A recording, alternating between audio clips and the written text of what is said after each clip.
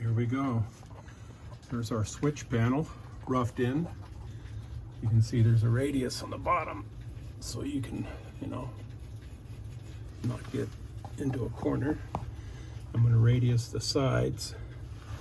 I've already kind of cut this one back, but I'm going to weld it to that radius piece and blend all this in. And a little grinding and cleaning up here, but this thing's solid and it's not moving. But what's really cool is if you take these four screws out, they're not in there yet, but if you pull this baby back, if you see this, the way this is made is you run a hot wire to this one right here, and then each one of these has a wire coming off of it. See here, and these are going to go to relays, so this doesn't have to be a big wire. The big wire is going to go to the relays. These switches are only turning on a relay, and it came with labels you put on here. I have it upside down. We'll put it back where it goes.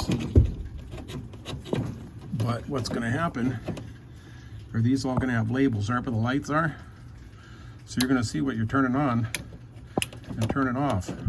And then in here you got yourself two USBs, charge your phone.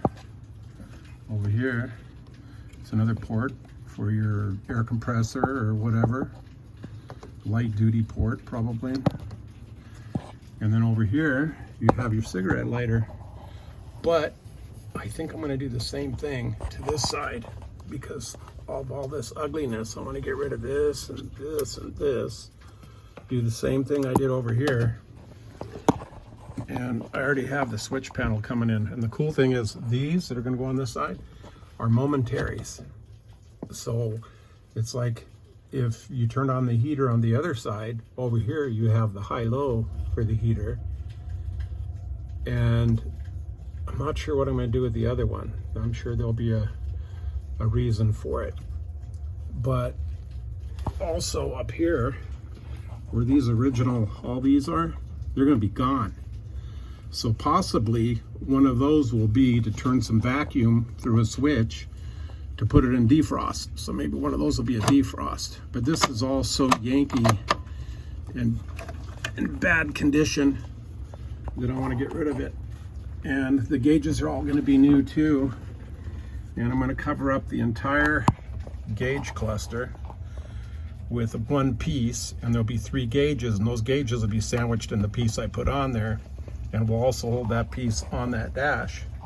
But none of this is going to be here. In fact, I may put 2 more momentaries up here for something else. And the momentary, it can be like a momentary common, like a ground. So when you push it, you're triggering a switch that is kind of like a high-low beam switch. In fact, I could put the high-low beams up here and get rid of the switch on the floor.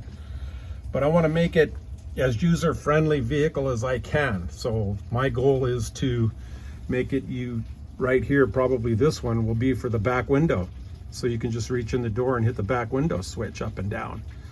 But the back window has a key switch. So if you don't want to take your keys out of the ignition, you can lower the window down right here. If you want to take the keys out of the ignition, you can lower the window back there. Like if you go to the grocery store and you come back, maybe you just stick your key in the back window. But I'm going to go all the way across here and fix everything. The air conditioning that it came with from the factory is an aftermarket air conditioner that Jeep or AMC bought and stuck underneath the dash. So I'm going to take all that out and put something more modern, and it'll come with its own switches. In fact, maybe if it looks correct, I'll put its own switches here for the air conditioner. That would look nice, especially if it matched the other side.